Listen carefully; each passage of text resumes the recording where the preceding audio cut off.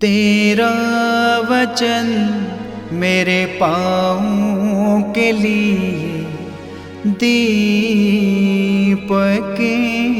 है और मेरे मार्ग का उजियाला है।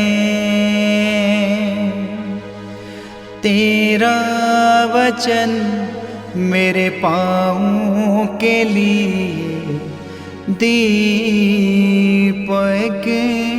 है। 7 अक्टूबर।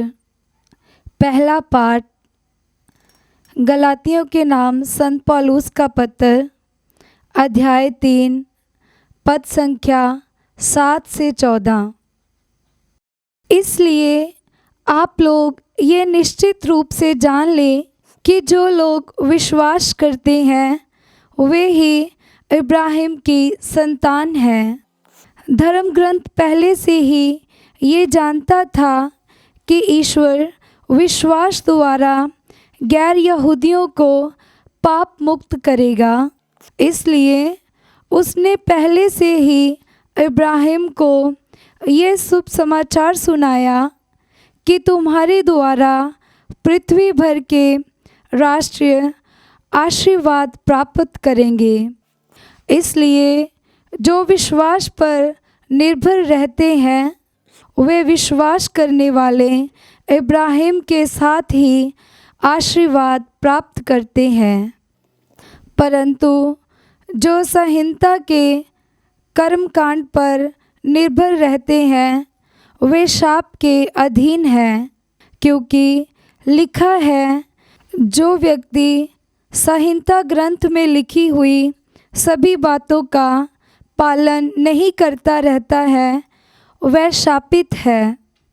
ये तो स्पष्ट है कि कोई संहिता के कारण ईश्वर की दृष्टि में धार्मिक नहीं होता, क्योंकि लिखा है, धार्मिक मनुष्य अपने विश्वास के द्वारा जीवन प्राप्त करेगा। और संहिता का विश्वास से कोई संबंध नहीं है, क्योंकि उसमें लिखा है, जो इन बातों का पालन करेगा उसे इन्हीं के द्वारा जीवन प्राप्त होगा। मसीह हमारे लिए शापित बने और इस तरह उन्होंने हमको संहिता के अभिशाप से मुक्त किया, क्योंकि लिखा है, जो काट पर लटकाया जाता है वह शापित है। यह इसलिए हुआ कि ईसा मसीह के द्वारा अब्राहम का आशीर्वाद गैर यहूदियों को भी प्राप्त हो और हमें विश्वास द्वारा वह आत्मा मिले जिसकी प्रतिज्ञा की गई थी। यह प्रभु की वाणी है। ईश्वर को धन्यवाद। भजन अनुवाक्य। प्रभु अपने विधान का सदा स्मरण करता है। प्रभु अपने विधान का सदा स्मरण करता है। लोगों की सभा में मैं सारे हृदय से प्रभु की स्तुति करूँगा। प्रभु के कार्य महान हैं, भक्तजन उनका मनन करते हैं। अनुवाक्य। प्रभु अपने विधान का सदा स्मरण करता है। उसके कार्य प्रतापी और ऐश्वर्यमय हैं।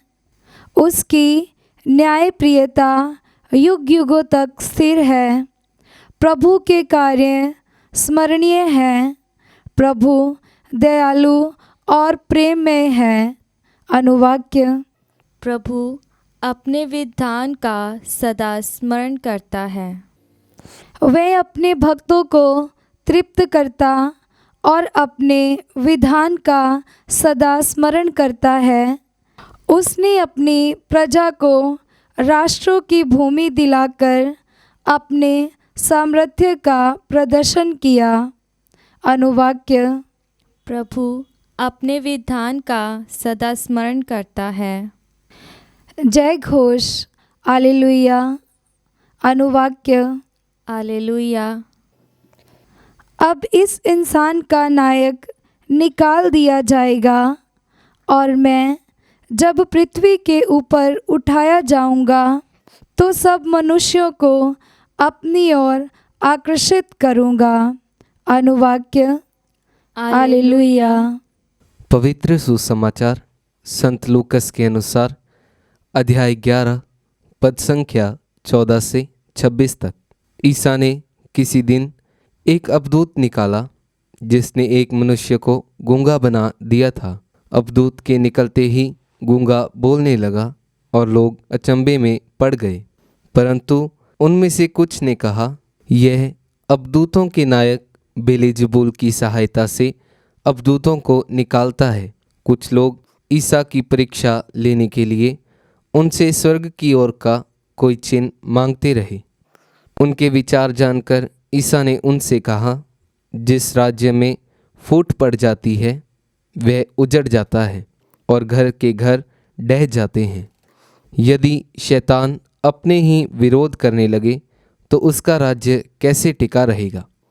तुम कहते हो कि मैं बेलिजबूल की सहायता से अवधूतों को निकालता हूँ। यदि मैं बेलिजबूल की सहायता से अवधूतों को निकालता हूँ तो तुम्हारे बेटे किसकी सहायता से उन्हें निकालते हैं, इसलिए वे तुम लोगों का न्याय करेंगे। परंतु यदि मैं ईश्वर के सामर्थ्य से अवधूतों को निकालता हूँ तो निस्संदेह ईश्वर का राज्य तुम्हारे बीच आ गया है।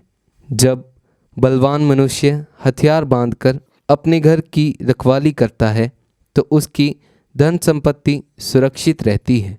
किंतु यदि कोई उससे भी बलवान उस पर टूट पड़े और उसे हरा दे तो जिन हथियारों पर उसे भरोसा था वह उन्हें उससे छीन लेता है और उसका माल लूटकर बांट देता है। जो मेरे साथ नहीं है वह मेरा विरोधी है और जो मेरे साथ नहीं बटोरता वह बिखेरता है। जब अशुद्ध आत्मा किसी मनुष्य से निकलता है तो वह विश्राम की खोज में निर्जन स्थानों में भटकता फिरता है। विश्राम न मिलने पर वह कहता है, जहाँ से निकला हूँ अपने उसी घर वापस जाऊँगा। लौटने पर वह उस घर को झाड़ा बुहारा और सजाया हुआ पाता है। तब वह जाकर अपने से भी बुरे 7 अवधूतों को ले आता है और वे उस घर में घुसकर वहीं बस जाते हैं और उस मनुष्य की यह पिछली दशा पहली से भी बुरी हो जाती है। यह प्रभु का पवित्र सुसमाचार है। क्रिस्त की जय।